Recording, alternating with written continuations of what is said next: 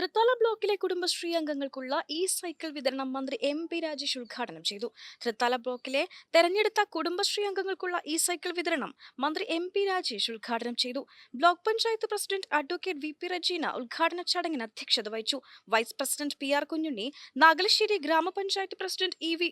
ബാലചന്ദ്രൻ, മെമ്പർമാരായ സി. ഇന്ദിര, ദിനു രാമകൃഷ്ണൻ, കുടുംബശ്രീ ജില്ലാ mission coordinator K. Chandradas, CDS ചെയർപേഴ്സൺമാരായ ലത, സുജിത, സൗമ്യ, വനജ, ജില്ലാ മിഷൻ അസിസ്റ്റന്റ് കോർഡിനേറ്റർ ഉണ്ണികൃഷ്ണൻ, ജില്ലാ പ്രോഗ്രാം മാനേജർ സബിത തുടങ്ങിയവർ സംസാരിച്ചു. 60 സൈക്കിളുകളാണ് വിതരണം ചെയ്തത്. സംസ്ഥാനത്ത് ഏറ്റവും കൂടുതൽ സൈക്കിളുകൾ വിതരണം ചെയ്തത് തൃത്താല മണ്ഡലത്തിലാണ്.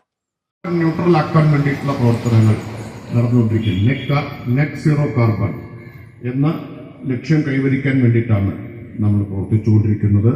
അതിൻ്റെ ഭാഗമായിട്ടാണ് തദ്ദേശ സ്വയംഭരണ വകുപ്പും ഊർജ വകുപ്പും കേന്ദ്ര ഗ്രാമവികസന വകുപ്പും സംയുക്തമായി ഈ സൈക്കിൾ വിതരണ പരിപാടി നടപ്പാക്കുന്നത്.